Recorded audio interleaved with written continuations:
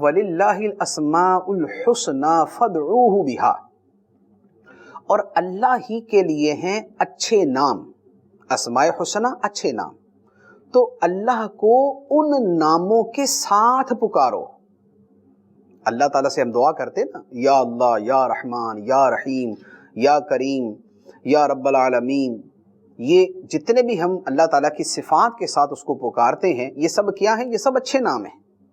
تو اللہ تعالیٰ کو ان ناموں کے ساتھ پکارو، یا مجیب الدعوات، یا شافی، یا کافی، یا وکیل، یا رحمان، یا رزاق، یا رازق، یا قادر، یا قدیر، یا مقتدر، ان ناموں کے ساتھ اللہ تعالیٰ کو پکارو۔ یا حنان، یا منان، یا حیو، یا قیوم، ان ناموں کے ساتھ اللہ تعالیٰ کو پکارو۔ اور جو اللہ تعالیٰ کے نام بغیر دلیل کے کفار نے رکھ لیے، فرمایا نہیں، ادھر نہیں جانا۔ فرمایا وَذَرُوا الَّذِينَ يُلْحِدُونَ فِي أَسْمَائِهِ، اور ان لوگوں کو چھوڑ دو جو اللہ کے ناموں میں کج روی اختیار کرتے ہیں، حق سے دور پڑتے ہیں، جو سیدھا راستہ ہے اس سے ہٹتے ہیں۔ فرمایا کہ جو اللہ تعالیٰ کے اسماء کے اندر یہ معاملہ کرتے ہیں، ان کو چھوڑ دو۔ اللہ تعالیٰ کے اسماء توقیفی ہیں۔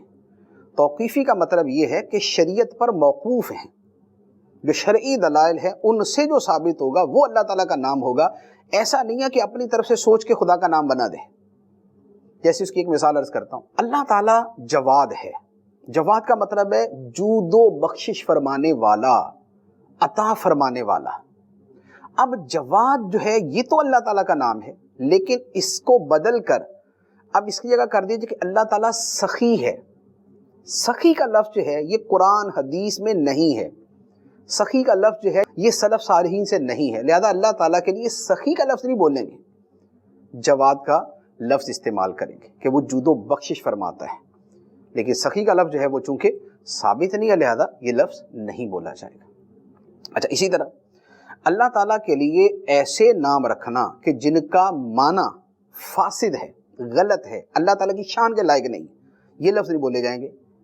جیسے مثال کے طور پہ اللہ تعالیٰ کے لیے رام کا لفظ، مسلمان اللہ تعالیٰ کے لیے رام کا لفظ استعمال نہیں کر سکتے، کر تو دوسرے بھی نہیں سکتے، لیکن چونکہ ہم مسلمانوں سے مخاطب ہیں اس اعتبار سے کلام کر رہا ہوں۔ کیوں؟ اس لیے کہ رام کا مطلب ہے رما ہوا، یعنی کسی کے اندر اترا ہوا، حلول کیا ہوا، کسی کے وجود کے اندر سرایت کیا ہوا۔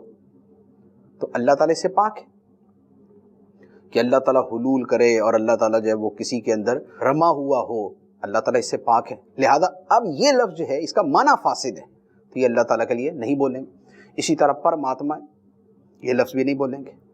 تو یہ جو الفاظ ہیں ان الفاظ کے اطلاق سے بھی بچنا ضروری ہے۔